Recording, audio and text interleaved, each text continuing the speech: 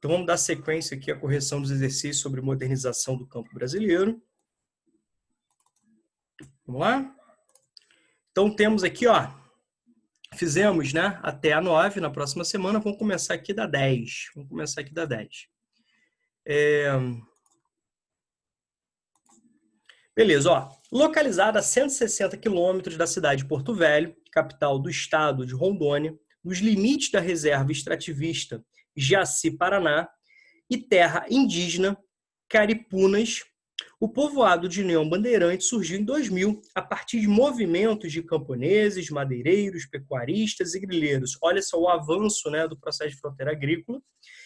Olha a frente pioneira sendo identificada com a questão, né, de poceiros, certo?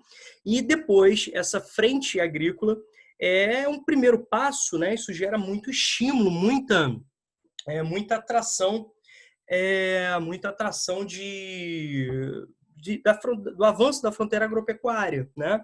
Então, nós temos aí são áreas, né, de intenso conflito que, infelizmente, culminam num assassinato, né, de um número significativo de agentes, sobretudo lideranças indígenas, lideranças camponesas, né, maus tratos às famílias.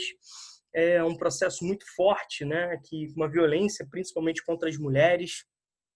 A revelia do ordenamento territorial e diante da passividade governamental. Isso aqui é extremamente interessante, né? A passividade governamental, ou seja, não tivemos, né, uma política de reforma agrária, nós não temos, né, o papel do Estado em determinadas regiões. Então, você tem a conivência muito forte, né, das autoridades, e muitas provas pedem para você relacionar ao papel da bancada ruralista também. Demarcaram e invadiram terras nas áreas rurais, fundando vila. Quando a gente fala de áreas rurais, infelizmente também podemos incluir aqui reservas indígenas, reservas extrativistas, reservas ambientais. Atualmente, constitui-se na região de maior produção agrícola e leiteira do município de Porto Velho, fornecendo inclusive alimentos para a hidrelétrica de Jirau. Belo Monte, Jirau e Santo Antônio são os três grandes, né, exemplos de empreendimentos hidrelétricos recentes no aproveitamento da bacia amazônica, tá bom? Então, nós temos aqui, ó, a Amazônia globalizada, o exemplo de Rondônia, avanço da fronteira agropecuária, Arco Sul, desmatamento, questão do Enem. A dinâmica de ocupação territorial descrita foi decorrente da... O que vocês marcaram de gabarito aí, gente? Obviamente, o gabarito é aquele que, né, completa aqui coerentemente o comando. E aí, galera? O que vocês marcaram? Marquei. Marcou Beleza. Mais alguma dúvida, não? Sim. Nenhuma?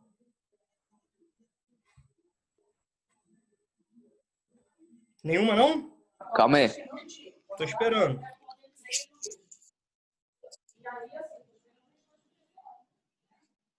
Tô esperando. Tem grilo nenhum.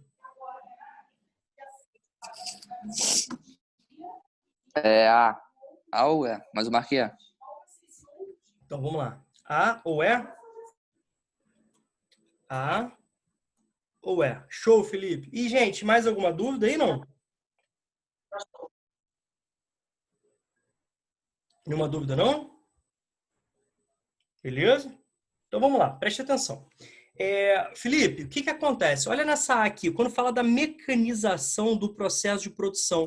Então, quando a gente fala de mecanização, já é algo estabelecido, ou seja, já está dentro do modelo do agronegócio, né? A questão fala aqui, ó, sobre movimentos, ó, a partir de movimentos de camponeses, madeireiros, pecuaristas e grileiros. A questão não está falando aqui, por exemplo, de uma frente, né, de uma fronteira agrícola já consolidada. Está falando aqui de uma frente pioneira, gerando os primeiros movimentos, onde você vai ter o choque com a população que ali já vive, pode ser uma população indígena, né, uma população local, uma comunidade tradicional que vive ali, gerando, né, muitos choques. É no segundo momento que nós temos o avanço, né, da fronteira agropecuária e, consequentemente, dentro de uma lógica extremamente moderna, né, com máquinas, tá bom? Beleza? Então, nós temos aí a representação de agentes famosos, né? Envolvidos aí na lógica de modernização do campo, tá bom? Como está sendo destacado, certo? Então, sem a presença do Estado, a gente pode perceber que nós temos ocupação, invasão, demarcação de terras. Então, nós temos uma desordem, né, territorial, como o texto chama atenção. Quer ver? Ó? Onde que está escrito aqui? Está escrito isso em algum lugar. Peraí, deixa eu ver aqui. No texto, reserva extrativismo bandeirante surgiu a partir do momento que a revelia do ordenamento territorial. Tá vendo? Sem a presença do Estado. Vocês estão me escutando? Galera, estão me escutando? A internet dele tá boa hoje. Pô, minha internet caiu aqui, cara. Meu sinal caiu aqui. Vocês estão me escutando? Estão me escutando agora, galera?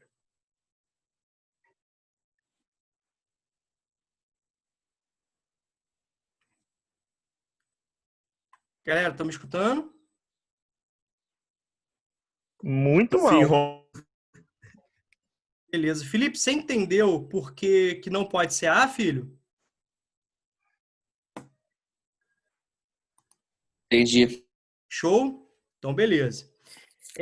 Adoção de colonização dirigida, realização da reforma agrária, ampliação de franjas urbanas, né? Então, nós temos aqui a expansão de frente pioneira. Caiu de novo?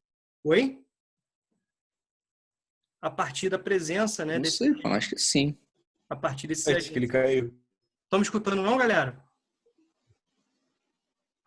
O computador aqui tá iniciando compartilhamento de tela, mano. Não tá aparecendo nada, não.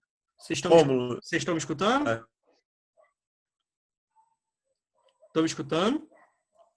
Bem mal, mas Não, não tá dando pra entender nada. Tá escutando, mas não dá. Entendi. Peraí que eu vou tentar... Deixa eu trocar de botar a internet no meu celular.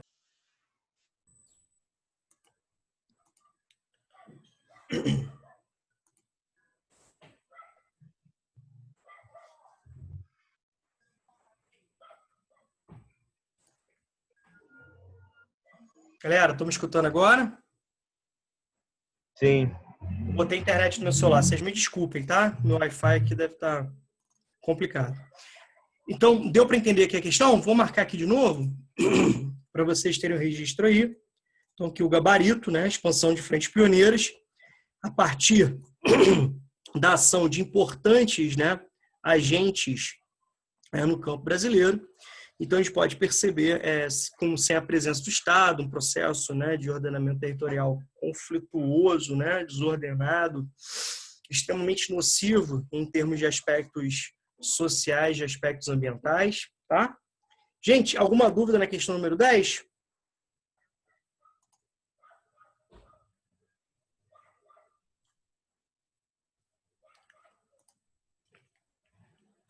Não? Estão me escutando direitinho agora? sim, Rômulo. Show, beleza. Vamos para 11, então. Obrigado, João.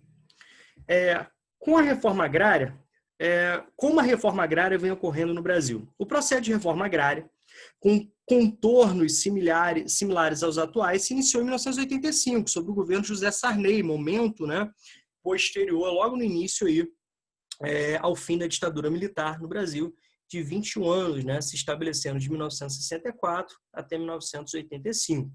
O Instituto Nacional de Colonização e Reforma Agrária disponibiliza dados sobre a forma como esse processo vem se dando ao Brasil até 2018. No que diz respeito às desapropriações, a reforma agrária ocorreu de forma mais acentuada no primeiro governo do presidente Fernando Henrique Cardoso, mas perdeu fôlego, já que metade no seu segundo mandato. O governo Lula realizou muitos assentamentos, sem retomar, no entanto, as desapropriações. Área desapropriada para fins de reforma agrária. Né? Então, nós temos aqui todos os dados matemáticos, né, a serem analisados, e a área utilizada para assentamentos do programa de reforma agrária, também em hectares. Beleza? Questão aqui do exame de qualificação da UERJ. As informações do texto e a comparação dos dados dos gráficos, então isso aqui é extremamente importante, né? O que acontece? A questão está exigindo de vocês uma interpretação. Então, ó, com base no texto, né? E com base nos dados dos gráficos, permitem reconhecer um processo socioespacial para o conjunto do campo brasileiro, cujo efeito é... Então, nós temos aqui o gabarito, aquele que completa corretamente o sentido do comando com base no texto e nos dados. E aí, o que vocês marcaram? C. C. Ó, aqui está falando de um processo socioespacial. Então, tem a ver com o espaço e as suas relações de ocupação, né, dos indivíduos. Para o conjunto do campo brasileiro. Olha só, que interessante. Ou seja, não somente, né, para as áreas em questão, mas para todo o conjunto da sociedade. Vocês marcaram C, né? Mais alguma outra possibilidade? Aqui está falando ampliação da pecuária intensiva, né? Aquela pecuária de alta capitalização, que utiliza técnicas modernas, gado em confinamento, utilização de hormônios, anabolizantes, né?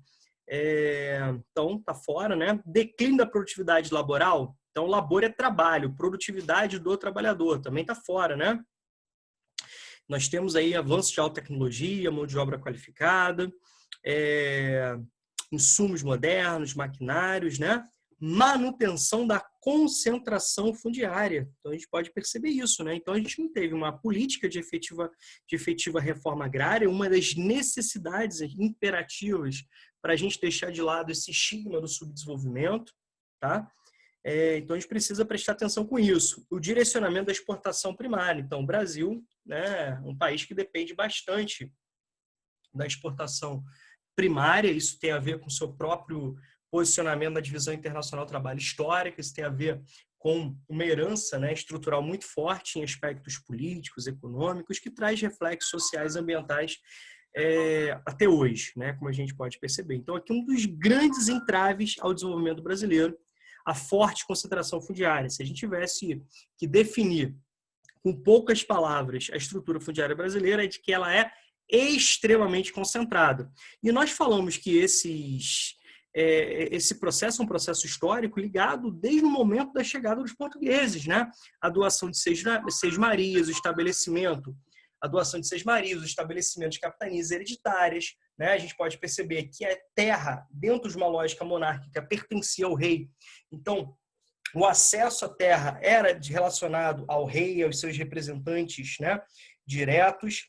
Com o processo de independência no Brasil, né, não há uma legislação estabelecida, então predomina ali era da posse, só que, como reflexo da própria Lei Eusébio de Queiroz, 2 meses depois da Lei Eusébio de Queiroz, em 1850, foi assinada a Lei de Terras, onde estabelece que o acesso à terra é através de compra, né? Então a terra é vista como uma mercadoria, aprofundando muito, né, e trazendo consequências muito grandes. Então, isso era uma clara demonstração que ex-escravo, imigrante, não era para ter acesso à terra, certo? E a própria modernização do campo, aí a gente já está falando já de século XX, vai corroborar e vai aprofundar em muito, né, a lógica da concentração fundiária, tá certo? Então, alguma dúvida aí na questão?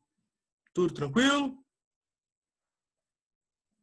Tudo certo, gente? Tá tranquilo, Romo. Beleza, fiquei com medo de ter caído novamente. Vamos lá para a questão. Obrigado, João. Vamos lá para a questão, então, de número 12, né? Ano Internacional da Agricultura Familiar. Então, nós temos aqui falando sobre a questão da agricultura familiar, né? Ó, as Nações Unidas elegeu ano de 2014, beleza? Está aqui, ó. No Brasil, áreas rurais têm sido utilizadas tanto para a agricultura convencional, né, que é a nomenclatura que a gente utiliza para a agricultura não orgânica, não ecológica, quanto para a agricultura orgânica, as quais diferem nos aspectos apresentados no quadro abaixo. Então, nós temos aqui o quadro a ser analisado, um quadro que traz aqui, ó, agricultura convencional e orgânica no comparativo quanto ao uso de fertilizantes, tá legal? A produtividade, risco de contaminação por patógenos, custo de produtos, tá? rotatividade de culturas, tamanho das propriedades agrícolas, tá bom?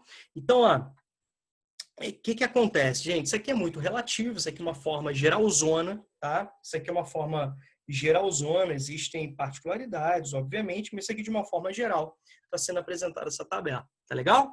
Então, ó, considerando as características apresentadas no quadro, então, temos que analisar essa brincadeira aqui.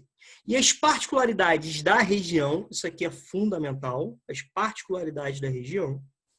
Qual dos tipos de agricultura? A convencional ou orgânica, então o tipo de agricultura, a convencional orgânica é a mais adequada à zona rural do município de Nova Friburgo. Justifique a sua resposta. Obviamente, a agricultura orgânica, ela é a mais adequada. A gente pode analisar através de vários aspectos. Primeiro, Friburgo, né, tem um histórico de ocupação relacionada à agricultura familiar, à policultura. Segundo aspecto, Friburgo ainda preserva resquícios de Mata Atlântica, áreas de grande importância, né, de biodiversidade, grandes refúgios para determinadas espécies da fauna e da flora, e, ao mesmo tempo, ainda possui importantes, né, mananciais hídricos, grandes, importantes, né, rios e seus afluentes, nascentes, tá bom? Que precisam ser preservadas. O que acontece? Dentro dessa relação, a gente pode falar, inclusive, da questão da saúde, né? Outro aspecto que pode ser relacionado também, obviamente, é a irregularidade do terreno, que dificulta o processo de mecanização tão típico, tão relacionado à agricultura convencional. Tá bom? Gente, deu para ter uma ideia, mais ou menos, do que se esperava da questão? E aí? Sim. Beleza? Possivelmente vocês devem ter sentido um pouco de dificuldade nesse justifique aqui, né? O justifique de vocês talvez possa, né, ter trazido algum tipo de dificuldade, tá? Se algum de vocês quiser me mandar a resposta, quiser que eu leia, que eu dê uma analisada, tá? Mas deu para entender a questão? Uma questão não é muito fácil não, tá?